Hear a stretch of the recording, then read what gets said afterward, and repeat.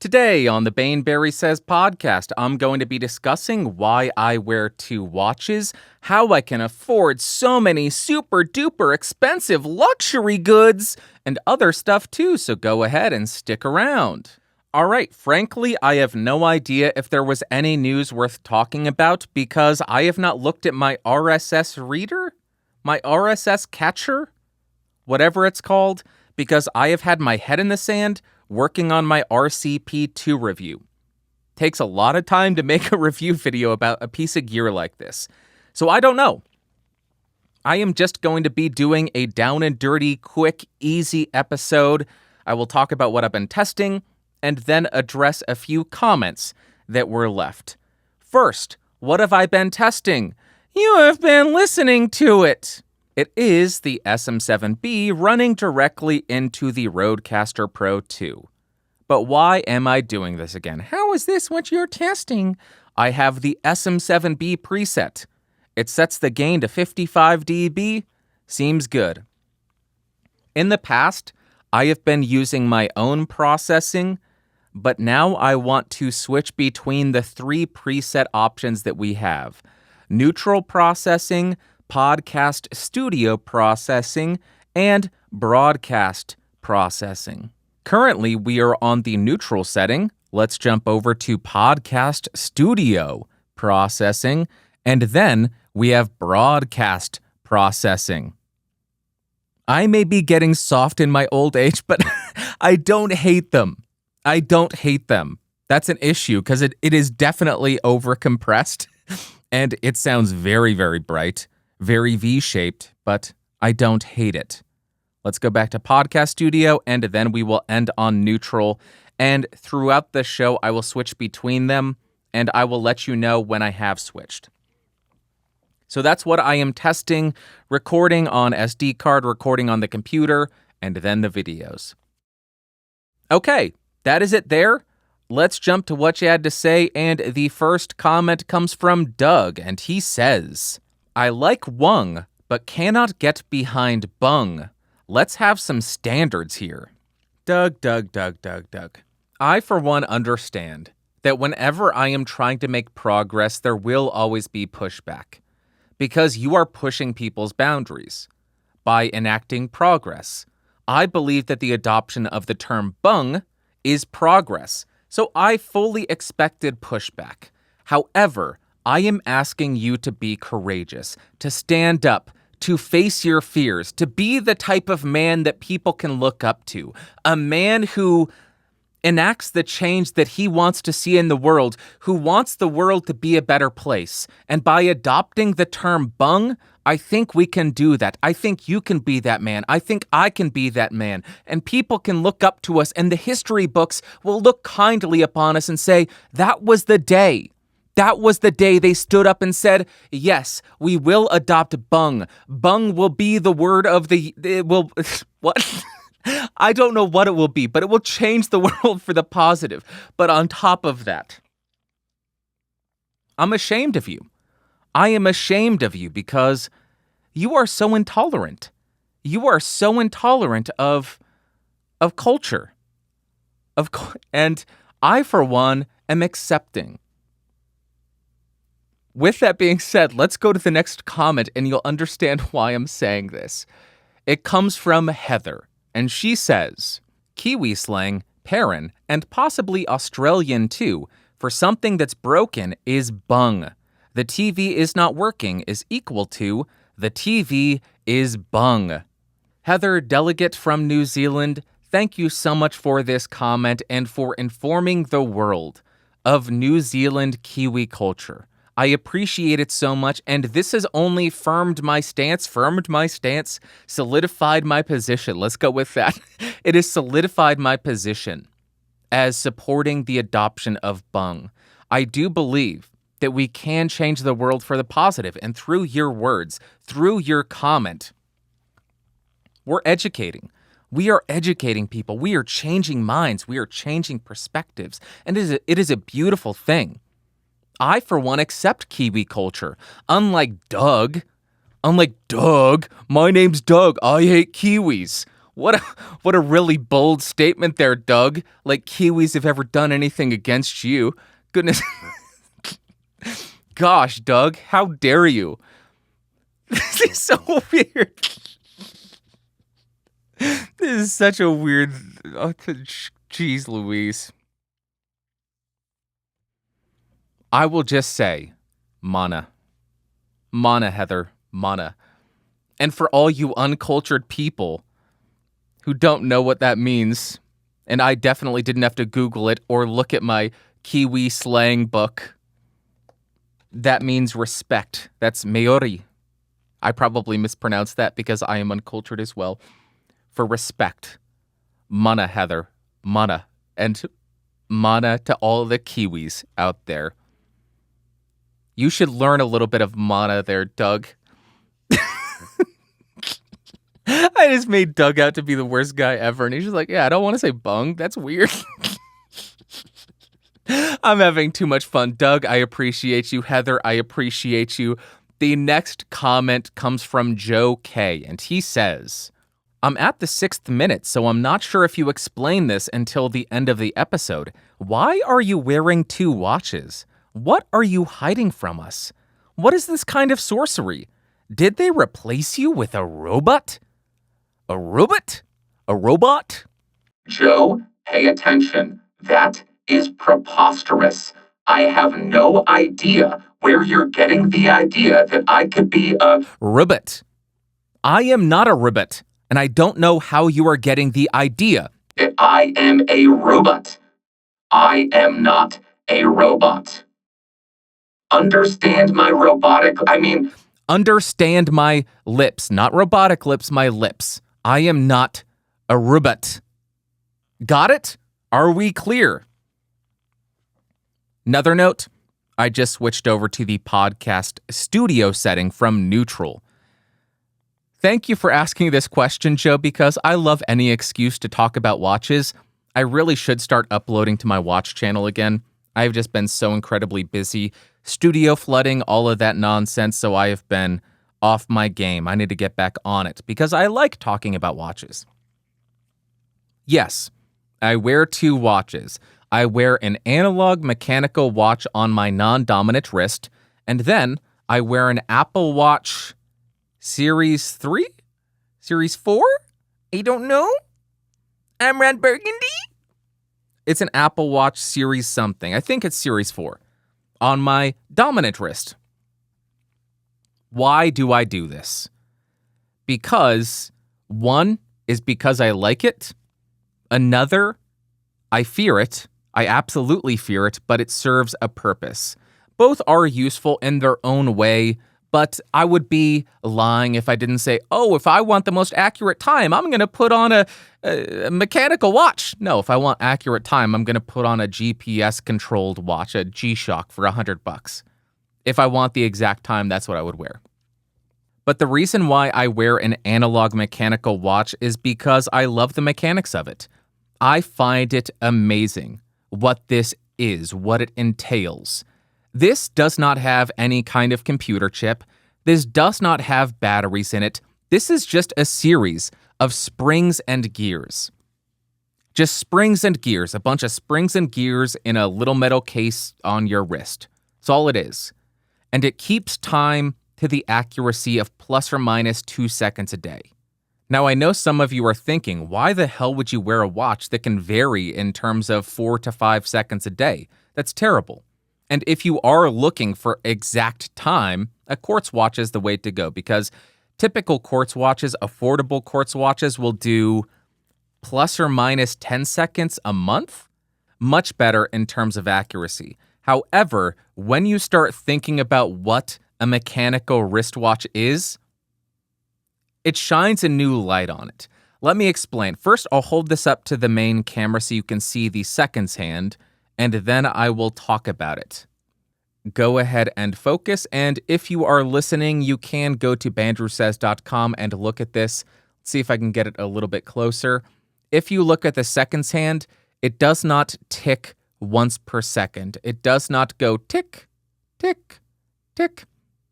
This watch, in particular, has a beat frequency of 4 hertz, which means it beats 8 times per second, and it has that smooth sweep to the seconds hand. Now, why is that impressive? It beats 8 times per second. There are 60 seconds per minute. There are 60 minutes per hour, and there are 24 hours in a day. That means a watch like this, very common frequency, it beats 691,000 times per day. 691,000 times per day. Why does that matter? It has a variance of plus or minus 2 seconds a day, so that's a variance of 4 to 5 seconds. So we could say that if it only loses 4 seconds, let's say it varies 4 seconds, it messed up 32 beats in one day. 32 out of 691,200 times. I don't know about you, but that is amazing to me because there is nothing in here but gears and springs. Hundreds of years of evolution and technological advances in watchmaking has led to that type of accuracy. And to me, that's just amazing. If I need the exact time, yes, I would be wearing a quartz watch. I would be wearing a G-Shock that is synced to the atomic clock. But I don't need the exact time. I don't need that. I want to enjoy what I have on my wrist. So that is why I wear an analog mechanical watch, because of the romanticism behind it. Then as far as the Apple smartwatch, this thing terrifies me. It absolutely terrifies me. I didn't wear a smartwatch for 1.5 years because I got too paranoid because of all the tracking it does. And I still have that concern. I didn't wear it for 1.5 years. I threw it in a drawer and forgot that I had it. Then about a year ago, I started going for a lot of walks, and I got sick of having a smartphone in my pocket. Because when you're walking a bunch of miles and you have a big fat smartphone in your pocket, it gets uncomfortable. It's just not convenient. So I started pulling this out for when I went for walks, because it allows you to store podcasts on it, and you can stream audio to AirPods. So while I'm walking, don't turn on, the microphone just turned on. That is terrifying. So while I am walking, I will have my AirPods connected to this, and I will listen to podcasts. That's why I started wearing this again, but I was only wearing it while I was going out and walking. And I did get somebody leaving a really nice comment to me in my Discord. Oh, well, Bandrew definitely needs an activity tracker because he's so active. Eat my butt, you butthead. You know who you are. How about, hey, good job, Bandrew. Good for you for trying to be more active and less of a fatty, because God knows you need it. But no, oh yeah, Bandrew needs an activity tracker because he's so active. Shut up. But recently, maybe 6 months ago, I don't think it was 6 months, maybe 3 months ago, I started wearing it all day, every day, because I started to get more serious about trying to be less fat, because I am fat. And I need to stop being fat because that's not healthy. And frankly, I look stupid when I'm fat. My face gets really puffy and I just look like an idiot. So I started wearing it every single day because it has those 3 rings on that. And that gamifies it and tricks you and manipulates you into trying to be more active. Stand up a bunch. Work out 30 minutes a day. Burn X calories per day. And that's why I started wearing it again. And I do wear it all the time, and it is terrifying. It's terrifying. I am still extremely paranoid about it because I don't like any company having this level of information on me, and eventually I will take it off and throw it in a drawer again because I don't need this. I don't need this level of information tracking, but in the process that I am in right now, it helps me. It motivates me to become less of a chunky boy. Big old chungus. Oh, I'm big chungus. Oh, I'm big. I'm big chungus. I am big chungus. That's what I meant to do. This is just wrong. That was way too fun. Once I am less of a big chungus, it will go in a drawer because I don't like it. I don't like having that much information, and I think it's an ugly piece of technology. and the microphone turned on again. Now you understand why I'm terrified by this. The microphone is turned on 2 times without me saying any wake words. It just turned on and started listening to me. What other times in my life has it done that? I don't like it. Looks stupid, is stupid, and it's terrifying. Analog mechanical watch all day, every day. Hopefully that answered your question. Thank you very much for asking it, because now gave me an excuse to talk about watches, and I love talking about watches. Next, we have another comment about watches, and this comes from Rittenhouse Gun Range. That seems inappropriate. The comment says, "Is that a Tudor watch? Buying mics and reviewing them must be lucrative." Couple of things up front. First, I switched to the broadcast preset. This is the final preset available on the RCP2. Secondly, this was left on the podcastage video that how I set up my microphones for reviews. I don't remember what I called it.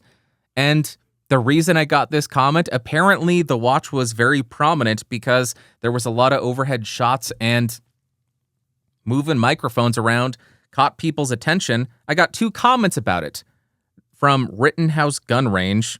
Yeah, that's an inappropriate name, isn't it? Somebody's going to be upset that I even said that, but it's an inappropriate name, I think.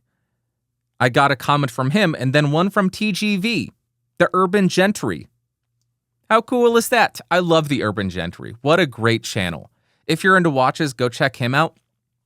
My favorite stuff that he does great reviews, but I really like the Watch Talk series that he does with Mark from Long Island Watches.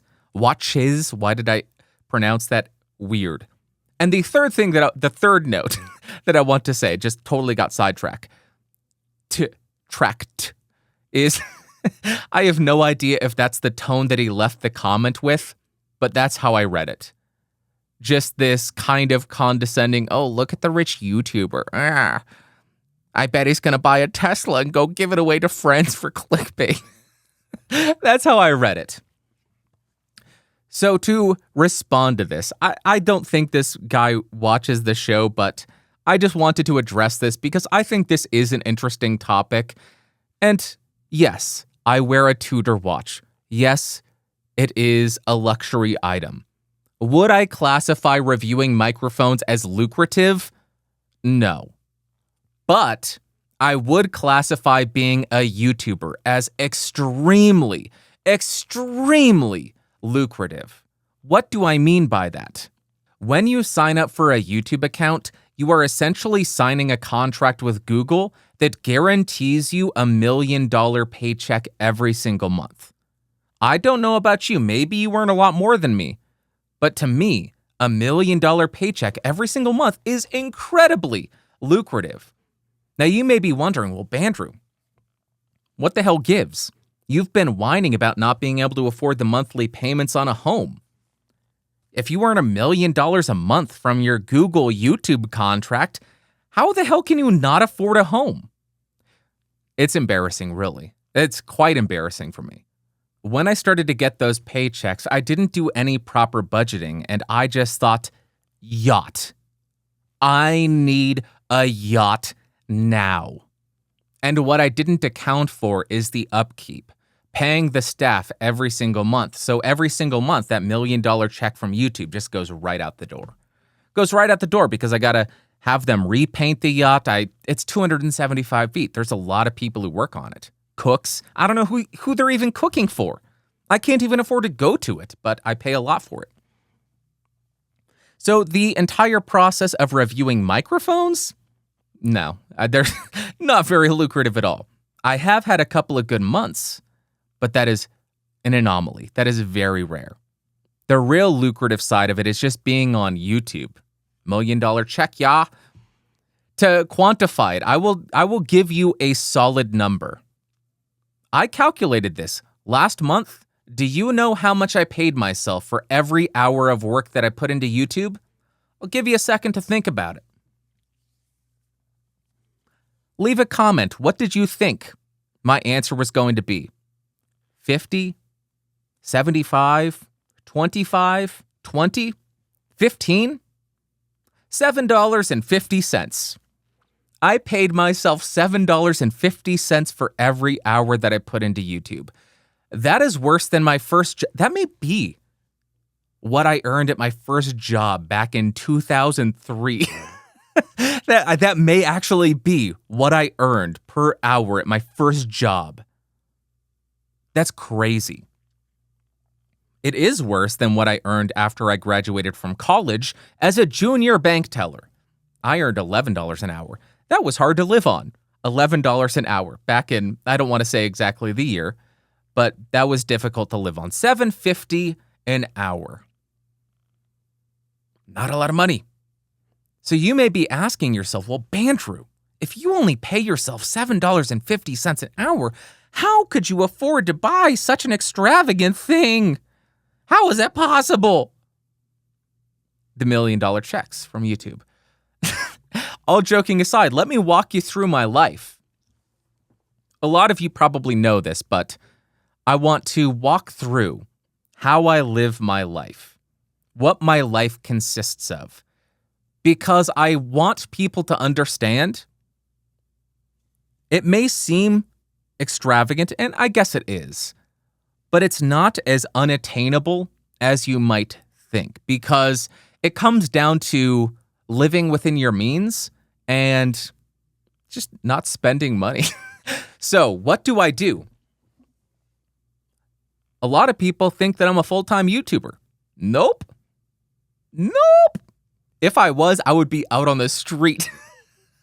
I would be out on the street right now because, that revenue tanked over the last 2 years.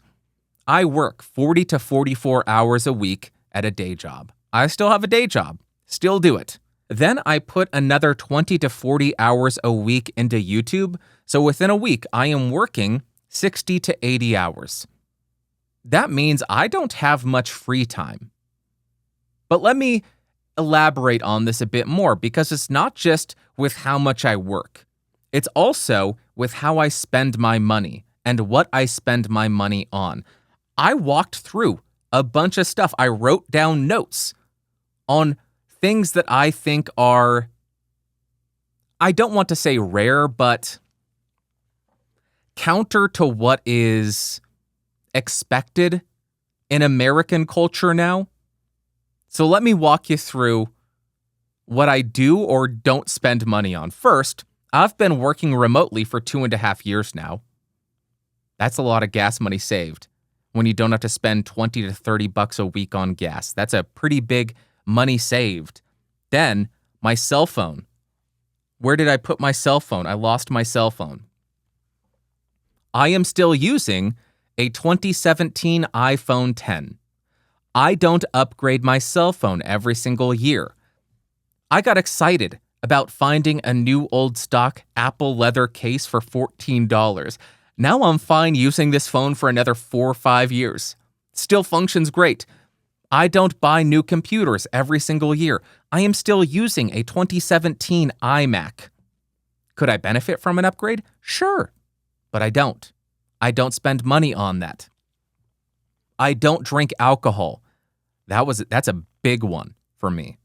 Before I stopped drinking, when you're drunk, you get frivolous with your spending. I don't drink alcohol. I don't do drugs. I don't go out to fancy dinners. I don't go to Starbucks. I brew a pot of coffee, 4 cups every single morning. And for a pound of coffee, it's $9.99, $8.99, I think, $9 to $10. And that'll last 2 weeks, maybe 1.5, 2 weeks. So significantly more affordable than Starbucks. I also don't have a wife and kids and family to support financially. So those are all things that allow me to spend a lot less money than other people, because talk to most people, they're looking to buy the new phone. They're looking to buy the new computer. They go to Starbucks every morning. They will go out to expensive fancy dinners. They will spend their money on a lot of stuff. And I'm not talking down to people who do that. If that's how you want to spend your money, more power to you. Because life is difficult as heck, and finding the things that bring you joy is what's important. So do not think of this as me saying, oh, you spent your money on that? What an idiot. Because I know people look at me and say, you spent your money on that? You're an idiot. And that's fine. That's fine. But I am explaining how I approach money coming in and money going out. But anyway, through all of that action, or in many cases inaction, that has afforded me a way to spend less than I earn. And I have been doing that for 7 years at this point, since 2015. And I actually quit drinking January 2nd, 2015, coming up on 10 years. And how long? 3 more years? So I guess not coming up. It's gotten a lot easier, by the way. It was really difficult initially. But once you get past the 3-4 year, it gets a lot easier. So if you're thinking about it and you want to, I support you in doing it. Probably the best decision I ever made. I am a lot more socially uncomfortable and awkward now, but I'm healthier. Well, I think I'm healthier. I have more money because I'm not getting drunk all the time and spending money on nonsense. One of the best decisions I ever made. So over 7 years, living this, I won't go so far as to say monastic life, but a very restrained life. I still appreciate or enjoy creature comforts. I have a nice watch. I will wear cologne on occasion. I spend $10 on a pound of coffee. Is that inexpensive? I don't buy Folgers. I'll put it that way. I don't buy Folgers. I'll spend $10 on a pound of coffee. That seems a bit extravagant to me, but I'll do that. It's a creature comfort. So I don't live a monastic life, but I live a restrained life within my means. And that's how I afforded to buy something like this. And I don't go out and buy stuff like this every single day. I'm not just saying, oh, let's go buy a Rolex Submariner. Let's go buy a Porsche 911. No. I got this because this was to commemorate 6 years of work at the time. 2015 to 2021. 6 years of work at that time. Because Podcastage hit 250,000 subscribers. So in order to celebrate that and mark that massive accomplishment, you may think it doesn't matter. To me, it mattered a lot. And I wanted to get something that I could wear for the rest of my life to commemorate that. And now whenever I look down, I think of all the hard work that I put into that. To me, that's money well spent. To many people, they'll look at this and say, that's stupid. That's stupid. But I worked my butt off for 6 years, for 7 years at this point, 7 years, 3 months or so. I think it's worth every penny. I enjoy the heck out of it. It brings me joy. That's what life's all about. So there you go. In reality, is reviewing microphones lucrative? No, it's not. The IRS wants their money. They're going to get it. They get their money and they leave you little crumbs. And if you plan and to live within your means, you can save up money and then you have a little bit tucked away in a savings account over there for special occasions where if you want to celebrate, you can. Hopefully that was interesting. Like I said, this is a very loosey-goosey, raw dogging, I don't think I can say that. This is just a down and dirty, quick episode where I just respond to comments. And I had an excuse to talk about watches, so I did. And that's it. That's all that I've got for you. I have to edit this quickly because then I have to start filming more for the review video. All right, that is it. Thank you so much for watching. Thank you so much for listening. I love you. You are the greatest human being ever. I love you so much. I hope you have an amazing Sunday, Monday, Tuesday, Wednesday, Thursday, Friday, Saturday. Next Sunday, I will talk at you. Have an amazing week. Go out there, kick butt, do the best that you can. And Doug, I believe in you. You can be that courageous man that we know you are. Peace out, homies. What? Boop.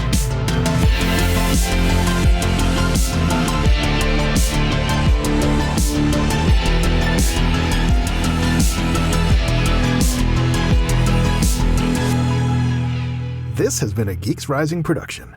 Your executive producer is Bandrew Scott. For more information, head over to www.geeksrising.com.